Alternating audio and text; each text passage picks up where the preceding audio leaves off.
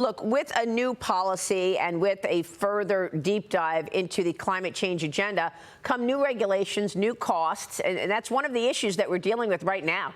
Businesses are strangled by new regulations related to the climate change agenda, and the other side has a completely different agenda. I spoke with former President Trump last week in Bedminster. He laid out his plans to get the economy in America back on a growth trajectory, and it had everything to do with making America energy dominant on the world stage. Watch this. We have more liquid gold, as I call it, under our feet than Saudi Arabia, than Russia, than anybody. We're going to be energy dominant. We're going to make a fortune. We're going to supply it all over Europe, all over the world. We're going to be double and triple what they're doing. Do you know, people in New England, they pay some of the highest prices in the world because we don't have a pipeline, because New York won't let a pipeline go through a very poor section of New York where they need the jobs. So how many jobs do you think can be created by unlocking the energy capacity in America? Numbers that you haven't seen before, numbers that we've never seen. What, Oh, we were millions? doing it. Yeah, millions of jobs. That's what we need. So, Congressman, Tim Walz and Kamala Harris want to do the opposite. Your thoughts on the difference between these two agendas? Trump on tapping into energy, Kamala on ensuring that fossil fuels go away by 2040.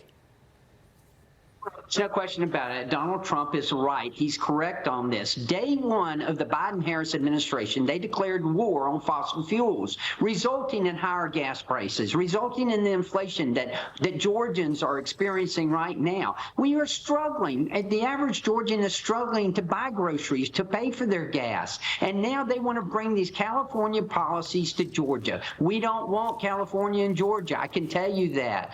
And these policies, and what really frustrates me is the fact that we have decreased carbon emissions in the United States of America. We've decreased carbon emissions more in the last 10 years than the next 7 countries combined, while growing our economy.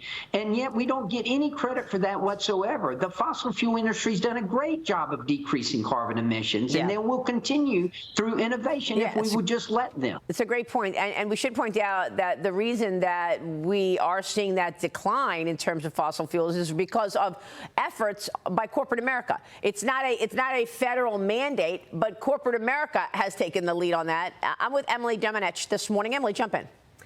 Congressman Carter, we've heard a lot of positive response from youth voters and climate activists about this Walz VP pick. What do you say to youth voters who care about climate issues to push back on this narrative that only the far left cares about climate and energy? What's your answer to try to get them to vote Republican in the fall? Nothing could be further from the truth. Republicans care about our environment. Listen, I have the honor and privilege of representing the entire coast of Georgia, over 100 miles of pristine coastline. It's my home. It's where I've lived all my life, where I intend to live the rest of my life. Of course I love the environment. Some of my fondest memories growing up are going fishing with my dad. I want to protect our environment. I have worked diligently through the Conservative Climate Caucus. I've worked diligently on the Energy and Commerce Committee to make sure that we are decreasing our carbon emissions, and we are doing just that, but we cannot destroy our economy trying to do that. So the New York Post is asking swing voters about Tim Walz, one Ohio man predicting that the Minnesota governor will help Trump win in November, saying Walz makes Hillary Clinton's 2016 running mate Tim Kaine look exciting. The voter also called Walz a concession to the Twitter lefties.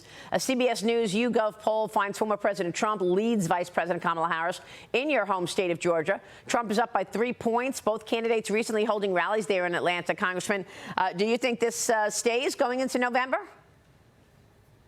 Proves. I think the president's going to do exceptionally well in Georgia. I think Georgians are tired of the Biden-Harris policies. I think that they're tired. You think it's bad now. If you get Harris and Walz together, that is the most dangerous, radically liberal ticket we've ever had run for president. Wow. It would be a disaster for this country. All right, Congressman, great to get your insights this morning. Thank you, sir.